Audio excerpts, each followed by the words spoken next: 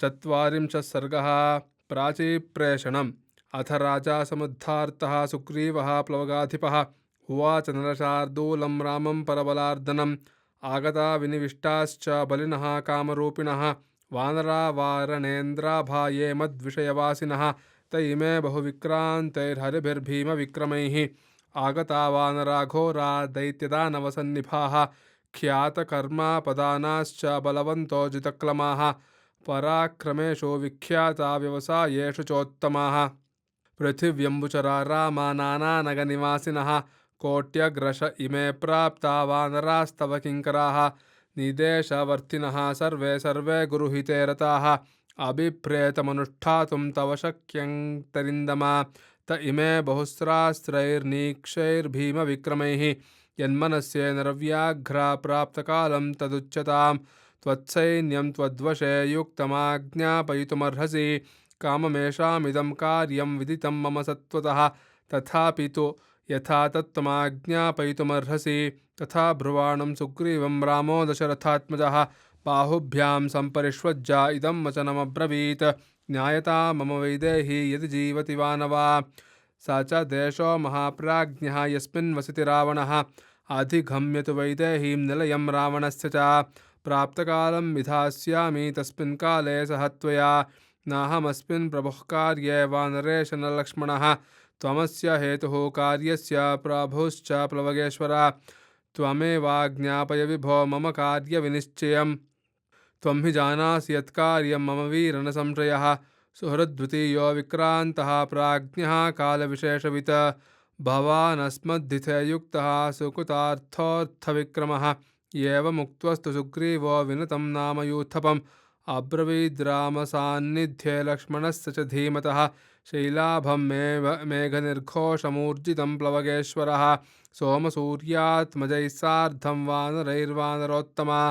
देशकालनयैर्युक्तः कार्यकार्यविनिश्चये वृतः शतसहस्रेण वानराणान्तरस्विनाम् अधिगच्छ दिशं पूर्वां सशैलवनकाननां तत्र सीतां च वैदेहीं निलयं रावणस्य च मार्गध्वं गिरिशृङ्गेषु वनेषु च नदीषु च नदीं भागीरथीं रम्यां सरयूं कौशिकीं तथा कालिन्दीं यमुनां रम्यां यामुनं च महागिरिं सरस्वतीं च सिन्धुं च शोणं मणिनिबोधकं महीं कालमहीं चैव शैलकाननशोभितां ब्रह्ममालान् विदेहांश्च मालवान् काशिकोसलान् मागधांश्च महाग्रामान् पुण्ड्रान् वङ्गांस्तथैव च पत्तनं कोशकाराणां भूमिं च रजताकरां सर्वमेतद्विजेतव्यं मार्गयद्भिस्ततस्ततः रामस्य दयितां भार्यां सीतां दशरथस्नुषां समुद्रमवगाढांश्च पर्वतान् पत्तनानि च मन्दरस्य च ये कोटिं संश्रिताः केचिदायतां कर्णप्रावरणाश्चैव तथा चाप्योष्ठकर्णकाः घोरालोहमुखाश्चैव जवनाश्चैकपादपाः अक्षया बलवन्तश्च पुरुषाः पुरुषादकाः किरातास्तीक्ष्णचूडाश्च हेमाङ्गाः प्रियदर्शनाः आममीनाशनास्तत्र किराताद्वीपवासिनः अन्तर्जलचरा घोरा नरव्याघ्रा इति श्रुताः एतेषामालयाः सर्वे विचेयाः काननौकसः गिरिभिर्ये च गम्यन्ते प्लवनेन प्लवेन च यत्नवन्तो यवद्वीपं सप्तराज्योपशोभितं सुवर्णरूप्यकञ्चैव सुवर्णाकरमण्डितं यवद्वीपमतिक्रम्य शिशिरो नाम पर्वतः दिवं स्पृशति शृङ्गेन देवदानवसेवितः एतेषां गिरिदुर्गेषु प्रपातेषु वनेषु च मार्गध्वं सहिताः सर्वे रामपत्नीं यशस्विनीं ततो रक्तजलं शोणमगधां शीघ्रगाहिनं गत्वा पारं समुद्रस्य सिद्धचारणसेवितं तस्य तीर्थेषु रम्येषु विचित्रेषु वनेषु च रावणः सह वैदेह्या मार्गितव्यस्ततस्ततः पर्वतप्रभवा नद्यः सुरम्या बहुनिष्कुटाः मार्गितव्या दरीमन्तः पर्वताश्च वनानि च ततः समुद्रद्वीपांश्च सुभीमान् द्रष्टुमर्हथ ऊर्मिमन्तं महारौद्रं क्रोशन्तमनिलोद्धतं तत्र सुरा महाकायाश्चायां गृह्णन्ति नित्यशः ब्रह्मणा समनुज्ञाता दीर्घकालं बुभुक्षिताः तं कालमेघप्रतिमं महोरगनिषेवितम्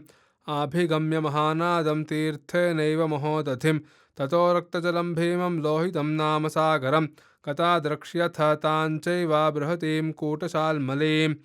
गृहं च वैनतेयस्य नानारत्नविभूषितं तत्र कैलाससङ्काशं विहितं विश्वकर्मणा तत्र शैलनिभा भीमा मन्देहा नाम राक्षसाः शैलशृङ्गेषु लम्बन्ते नानारूपा भयावहाः ते पतन्ति जले नित्यं सूर्यस्योदयनं प्रति निहता ब्रह्म तेजोभिरहन्यः निराक्षसाः आभितप्ताश्च सूर्येण लम्बन्ते स्म पुनः पुनः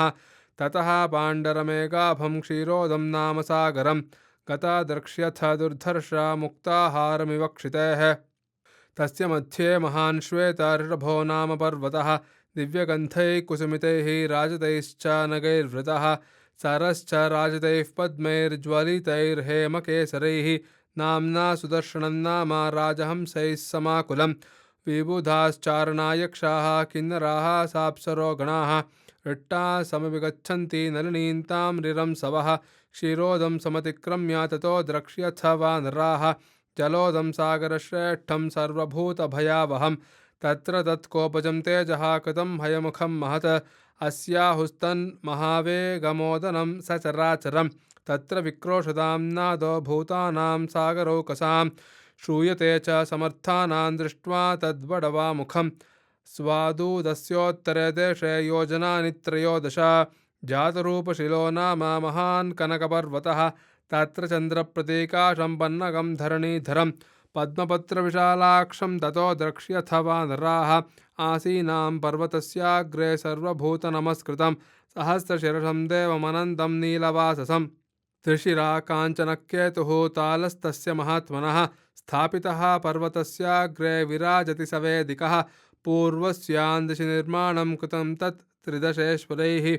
ततः परं हेममयः श्रीमानुदयपर्वतः तस्य कोटिर्दिवं स्पृष्ट्वा शतयोजनमायता जातरूपमयी दिव्या विराजति सवेदिका सालैस्तालैस्तमालैश्च कर्णिकारैश्च पुष्पितैः जातरूपमयैर्दिव्यैः शोभते सूर्यसन्निभैः तत्र योजनविस्तारमुच्छ्रितं दशयोजनं शृङ्गं सौमनसन्नाम जातरूपमयं ध्रुवं तत्र पूर्वं पदं कृत्वा पुरा विष्णुस्त्रिविक्रमे द्वितीयं शिखरे मेरोश्चकार पुरुषोत्तमः उत्तरेण परिक्रम्य जम्बुद्वीपान् दिवाकरः दृश्यो भवति भूयिष्ठं शिखरं तन्महोच्छ्रयं तत्र वैखानसा नाम वालखिल्या महर्षयः प्रकाशमाना दृश्यन्ते सूर्यवर्णास्तपस्विनः अयं सुदर्शनो द्वीपः पुरो यस्य प्रकाशते यस्मिंस्तेजस्तचक्षुश्च सर्वप्राणभृतामपि शैलस्य तस्य शृङ्गेषु कन्दरेषु वनेषु च रावणः सह वैदेह्यामार्गितव्यस्ततस्ततः काञ्चनस्य च शैलस्य सूर्यस्य च महात्मनः आविष्टा तेजसा सन्ध्या पूर्वा रक्ता प्रकाशते पूर्वमेतत् कृतं द्वारं पृथिव्या भुवनस्य च सूर्यास्योदयनं चैव पूर्वाह्येषादिगुच्यते तस्य शैलस्य पृष्ठेषु निर्झरेषु गुहासु च रावणः सह वैदेह्यामार्गितव्यस्ततस्ततः ततः परमागम्यास्याधिकूर्वा त्रिदिशावृता रहिता चन्द्रसूर्याभ्यामदृश्यातिमिरावृता शैलेषु तेषु सर्वेषु कन्दरेषु वनेषु च ये च नोक्ता मया देशा विचया तेषु जानकी एतद् वानरैः शक्यं गन्तुं वानरपुङ्गवाः अभास्करममर्यादं न जानीमतस्ततः अधिगम्य तु वैदेहीं निलयं रावणस्य च मासे पूर्णे निवर्तध्वम् उदयं प्राप्य पर्वतम् ऊर्ध्वं मासान्नवस्तव्यं वसन्वध्यो भवेन्मम सिद्धार्थाः सन्निवर्त्यध्वम् अधिगम्य च मैथिलीं महेन्द्रकान्तां वनषण्डमण्डितां दिशं चरित्वा निपुणेन वानराः अवाप्य सीतां रघुवंशजप्रियां ततो निवृत्ताः सुखिनो भविष्यथा इत्यार्षे श्रीमद्रामायणे वाल्मीकिये आदिकाव्ये चतुर्विंशतिसहस्रिकायां संहितायां किष्किन्धाकाण्डे प्राचीप्रेषणं नाम 40 सर्गः। जानकीकान्तस्मरणं जय जय राम राम।